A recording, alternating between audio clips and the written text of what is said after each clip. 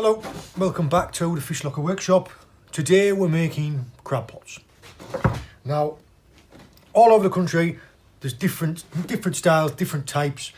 These are the type of pots that I'm used to using and used to making, and they're used around the northeast coast. Now, this one here that I've already made up, it's called a 3-bowed pot, as in it's got 1, 2, 3 bows in it, and it's a 3-bowed parlour pot. And what that means is it has this at the back end. It's got a parlour at the back end. Now, it's got an entrance in there, and what happens is a crab or a lobster, you put some bait inside of it, a crab or a lobster climbs inside of there and can't get out. So it climbs inside of here and can't get out. So it ends up stuck inside the pot somewhere. On the back end you have a door, and all you do is you just tie that up there.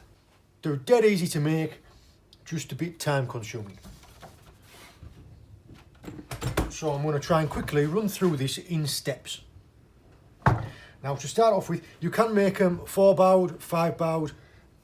Easier on a small boat by yourself to have 3-bowed pots. Now, if you can see on the board behind me, I've got the sizes. Now, I've knocked this wooden base up, and all I did was I used old pallets, and it's 24 inches by 16 inches, so it's 24 inches by 16 inches, and you need 3 slats in it. And one of the things to be sure of is when you're putting it together, when you're putting the nails in, is on the corners, can you see, you don't put the nails in the middle, because you're going to need to drill a hole in there. There's your wooden base. I'm using 25mm or 1-inch water pipe. Historically, I used something called mandrel, which was used in the process of making hydraulic pipes. Now, I couldn't get hold of any of that, so I'm using this. You can get it in different sizes. You can get it in 20mm or 25mm. I chose the 25mm because it's easier to get a screw in there. Now, 3 bows, 36 inches long, and you need, for a parlour pot, you need 4 straights, 1, 2, 3, 4. For a pot that I'm going to make now, I'm going to make the 2 different types. The pot that I'm making now doesn't have a parlour on, it just has 2 entrances. So you just need 3 straights. The total length of pipe you will need to make either of these pots is 200 inches. So the wood base is 24 by 16, the bows are 36 inches long, and there's 3 of them. The straights are 23 inches long, and for the parlour pot there's 4 of them. For this pot you're going to need slightly less. I'm using 3 different types of braided twine, and when I say 3 different types, it's 3 different diameters. You will see this is quite thick, this is 3mm, this is 2mm, and I think that's 1.8 or 1.6, I can't really remember. I will explain all of those when I come to it. I'm going to try and run through this pretty quickly, because otherwise it would end up being like a 2-hour long video. You will also need some tack nails and an old piece of hose pipe. These are net sewing needles. I'm not going to go into telling you how to sew a net. I'm going to put a link in to my video to teach you how to sew the meshes of a net. If you don't know that yet, I would watch that video first and then come back to this one. First thing we're going to do straight off is you're going to drill your holes in the base. So what you will need either like a hole drill or a big enough drill bit.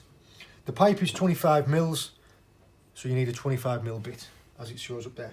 The pipe is 1 inch in diameter, so the drill bit you need is 25mm or 1 inch. And you're going to drill holes, 6 holes in all the corners. Right, we've drilled all 6 holes in the corners. It's now time to start fitting your bows. You're going to fit one end in, bend it over and fit the other end in. And then I want to drill through and put a screw in. So the screws you want to be looking for, think about it, is that's how far they're going to be going in. So they need to be long enough to go into the pipe. They don't need to go mad, they just need to be long enough to go into the pipe to hold it in place. So the ones that I'm using, 4mm by 50mm. So I've got a 3mm drill bit, so that once I put one end in and put the other end in, turn it on its side, drill through a pilot hole and put a screw in. If you don't drill a pilot hole, what can happen sometimes is when you're screwing into a thinner piece of wood, it will split the wood. So it's better to put a pilot hole in. First one, all you do, make sure it hasn't got a bad edge. Fit it in the hole and then bend your other side down. Now, these pipes have got a little bit of memory in them from the shape that they were in before. If you just bend them straight in half, you'll end up with a kink. You want to try and bend it evenly over. You see, all three bows are fitted nicely. There's no sharp bends in them. And what I've done is I've just pushed them through a little tiny bit. The reason for that being is the plastic is harder wearing than the wood. So if there's a little bit of plastic sticking out on the bottom and it rubs on anything like a rock or anything, it's going to be harder wearing on them. Then all I'll do, because I'm going to be using 4mm screws, I'll have a 3mm drill bit and I'm just going to drill a hole exactly in line with there and then pass a screw into that like that. You can see I've attached all of those. You can see the screws inside of there. I've attached all 6 and I've put the side slats on. Now what I need to do is I need to take some of my thicker twine and I'm going to loop around each of the bottoms and then up each of the uprights, because that's what I'm going to tie my netting to. So all you need to do is you start off at one corner. I'll show you here. And you just make a clovage. And then I'll tie it off and put a knot in it, tighten it down. And then all you'll do is you'll do a link to there and another clovage, a link to there and another clovage. If you can see, I'm making a clovage on the inside.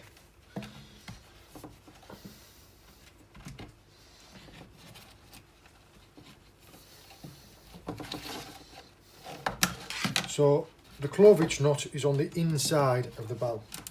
And all you do is you kind of tighten it up.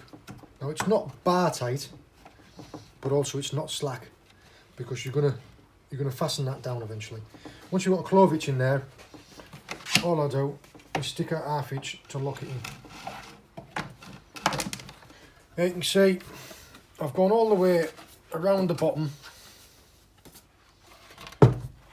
and on the bottom the knot is on the inside, and now I'm coming all the way along the top, as you can see, and the top is on the outside. So one more clovage.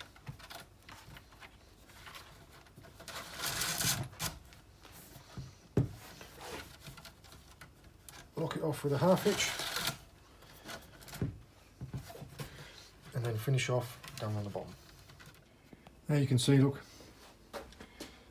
on the top the knot is on the outside, on the bottom the knot is on the inside, and that all the way inside of there is going to be my framework, you can see, for tying my net. The first thing to do is you start with your spouts. You're going to put one here and one here. So all you're going to do is you're going to work along that little bit of framework that you've already laid out. That you can see. I started from that corner, and you do 4 and a join, 3 and a join, 4 and a join, 3, and then you're going to go up to here. And then you just start going round and round. Right, you can see all I'm doing is I'm just going round in a pattern. Now you want your meshes to be about that big.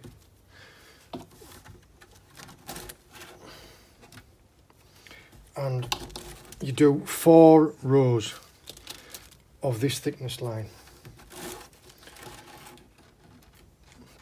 Now what you'll notice is I started off with 1, 2, 3, 4 on the top and then a join. And every time I come round to here, because there is a join onto there, you lose one. So instead of going to there, you go to there. So you lose one every time.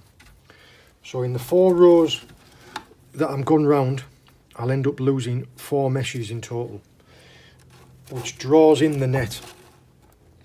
So instead of it just being like a straight tube like that, it draws it into a close, which is what you want. I've got to the end of my 4 rows and that will finish it off. You see how I'm cutting one out?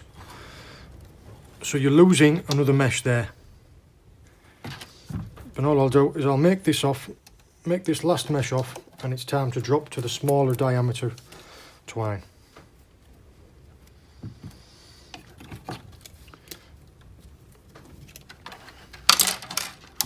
So I'm going to switch to the 1.6. And to join them up, all you need to do is you just have a knot in each end.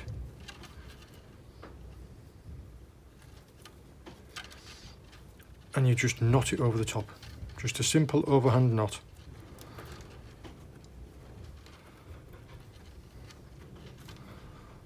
Like that. And then all I'll do there is I'll do a simple overhand knot with the other line over the top of that. And you just want to get it down as close as you can.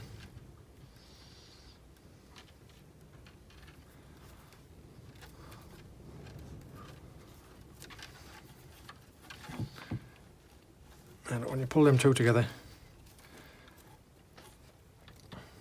and that's it. There you go. And now you're ready to start with this diameter, and you just carry on as you were.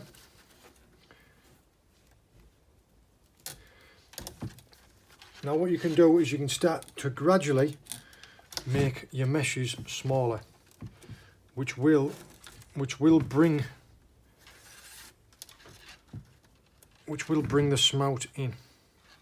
You see, I'll keep this row all the same as those, and then the next one I'll make it slightly smaller and then slightly smaller. You can see I've got to the point where I've gone round, done 4 rows. 1, 2, 3, 4. This last row, you're going to make them half meshes. So instead of making a full mesh like that, you're going to make a half mesh like that, which is really going to tighten it all in. So you just run round doing half meshes.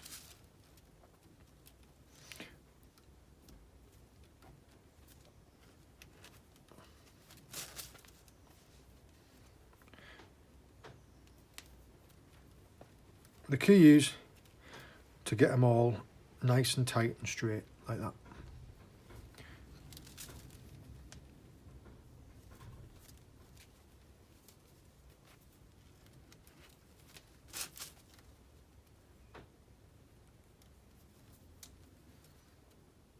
Go all the way around. You see, finished off the spout with the half meshes. I've just attached 2 little pieces there. That's going to be to hold it up tight. Now you don't tie these off yet, we'll come to that later. You've done one on this side, now you start your one on this side. Exactly the same as before. 1, 2, 3, 4 and a join. 1, 2, 3 and a join. 1, 2, 3, 4 and a join. 1, 2, 3 and a join. So 4 along the top and the bottom, 3 down each of the sides, and a join in each of the corners. And you're going to do 4 rows. Here you can see, once you've got your 2 spouts made on opposite sides, it's time to do this panel here.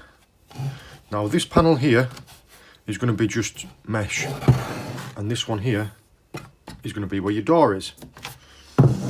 So you need to start down at the bottom and work your way along, and then along and along, all the way up until you fill this whole panel up.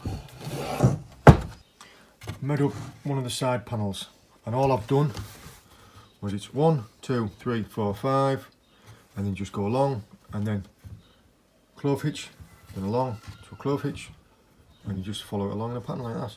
So you end up doing 1, 2, 3, 4, 5 along the bottom. 1, 2, 3, 4 up the top. 4. 1, 2, 3, 4 up the top. 1, 2, 3, 4, 5.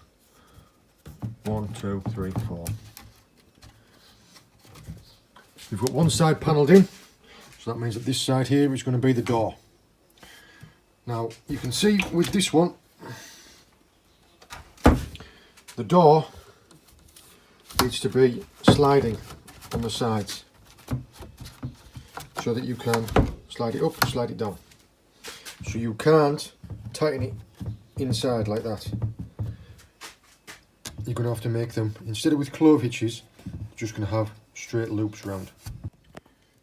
There's that panel, and now there is your door. And you've just used exactly the same principle as over there. You've just sewn it clove hitches along the bottom, but looped it up the sides. That way it can slide up and down. And all I did was, when I got to the top mesh, I just added a piece of pipe. So I went through a hole and then tied a mesh, tied a mesh, tied a mesh. That's how simple it is. So you've got an open and closing door, and all you'll do is you'll just tie a length around that and tie it around your top piece when you're finished, so it'll tie it up like that. Now what we're going to do, because we've got all four sides in, is we're going to fix these down. And you're going to use a piece of old hose pipe. You're going to take the old piece of hose pipe and you're going to cut, what, roughly 2 inches, cut it into 2-inch sections. So,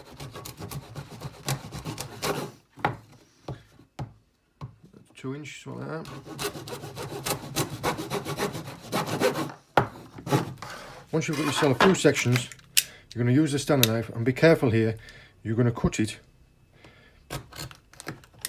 down one side like that, and down the other side. These you're going to use as strips, so you're going to bend them over like that and use these tack nails to go round there, fold over and hammer down. You see, I bend them over, knock one of these tack nails through, and I'm going to put 2 in. I'm going to put one there and one there. So all you do is you kind of hook it round and pull it down flat, and then your other one. See there how it's, the hose pipe is strong and yet malleable, so it'll move around and it holds the bottom of your mesh down, so it doesn't allow any gaps like that. And all of the other places, like here and here, there and there, go all the way around using these and these tack nails. There you can see I'll put in these. The hose pipe's good because it's got little bits of fibres in it, so it's extra tough. You use like a big headed tack, so it spreads out the surface area. A small pin one, it would just pull straight through there because there is a little bit of tension. And you can see how it's pulled all them down nice and tight. This is why when I first started I said that getting these bars, these black lines across here and here, getting these down under a lot of tension wasn't absolutely necessary, because when you put these in, it pulls it up nicely under tension. Now all we need to do is tie the corners of your spouts up to there and to there, and from there to here, and from there to there. You can see there where I've put some tensioning ropes onto the backs of the spouts. Now all you want to do is, there's 1, 2, 3, 4, 5, 6, and there's 1, 2, 3, 4, 5, 6, 7. So you want less on the top than there are on the bottom. The reason for that is you want this to be under tension, this top rope, and this one here to be loose. So that you can see, as something goes into there like that, it can force its way through, but if it comes to try and climb out, it collapses. Now look, as it forces its way into it, it opens up and then it closes up behind it. That's the theory of how the spouts work. There, look. And then, see, so it's under tension on the top and it's loose on the bottom. Now all we need to do is we'll make the top piece, and you'll just start down here, make your meshes along and then along all the way up over the top and down the other side, just like that. Start there and you just tie it all the way over the top, all the way down the back, and then your final piece is this. Now you can see I've started, and all I did was I started at this corner, and you just make 1, 2, 3, 4, 5, 6, 7, and then you can see I haven't half-inched it, I haven't clove hitched it, I've just gone round, and then you just come back and then go round and then come round until you fill the whole thing. Now like I say, that's 1, 2, 3, 4, 5, 6, 7 along the bottom, and that's gone 1, 2, 3, 4 before I've got to there.